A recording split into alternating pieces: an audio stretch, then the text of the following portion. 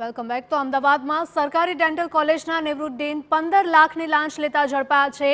આરોગ્ય વિભાગના નાયબ નિયામક પાસેથી લાંચ માંગી હોવાનો ખુલાસો થયો છે। ફરિયાદી અગાઉ ભાવનગર ખાતે નાયબ નિયામક તરીકે બજાવતા હતા ફરજ। આરોગ્ય વિભાગના સ્ટાફ સામે બોગસ મેડિકલ પ્રેક્ટિસ બાબતે કાર્યવાહી કરાઈ હતી। ફરિયાદી સામે આરોગ્ય વિભાગમાં ખંડણીની માંગને લઈને ફરિયાદ થઈ હતી। નિવૃત્ત ડીને ફરિયાદીનો સંપર્ક કરીને લાંચ માંગી હતી।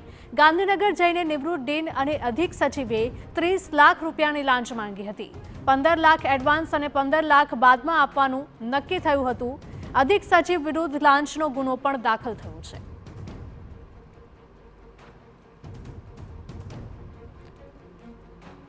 સંવાદદાતા મિહિર સોની જોડાઈ ગયા છે વધુ અપડેટ સાથે। મિહિર, જણાવશો કે સરકારી ડેન્ટલ કોલેજના નિવૃત્ત ડીન 15 લાખની લાંચ લેતા ઝડપાયા છે। શું વધુ અપડેટ મળી રહ્યા છે? લાંચિયા જે અધિકારીઓ છે તે ફરી એક વખત એસીબીના સકંજામાં આવ્યા છે।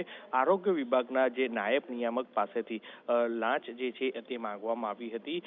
સરકારી ડેન્ટલ કોલેજના જે નિવૃત્ત ડીન છે કે જે 15 લાખની લાંચ લેતા તેને એસીબીએ રંગ્યા હાથ ઝડપ્યા છે।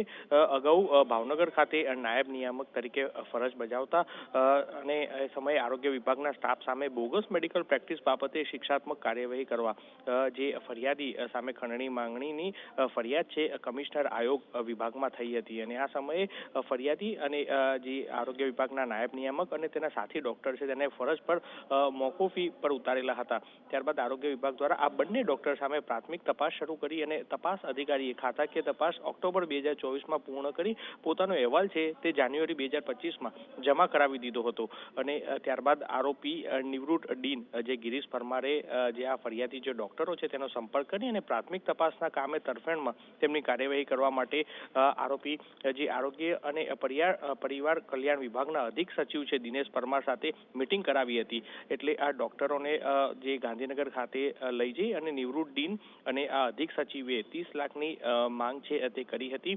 જેમાં કન્ડિશન નક્કી કરવામાં આવી હતી કે જે 15 લાખ રૂપિયા એડવાન્સ અને કામ થયા બાદ 15 લાખ આપવાનું નક્કી કર્યું હતું। આ જ રીતના નિવૃત્ત ડીન જે ફોન કરી અને ત્યારબાદ ફરિયાદીને ટેલિફોનિકથી નાણાંની માંગણી છે તે કરતા હતા। અને ત્યારબાદ જે ડોક્ટર લાંચના પૈસા આપવા ન માંગતા હોવાથી એસીબીનો સંપર્ક કરતા જે ડોક્ટર છે તે લાંચના પૈસા નિવૃત્ત ડીન ગિરીશ પરમારના ઘરે બોલાવ્યો અને એસીબીની ટીમે આ જે ગિરીશ પરમાર છે નિવૃત્ત ડીન તેને રંગે હાથ નાણાં લેતા ઝડપી પાડ્યા છે।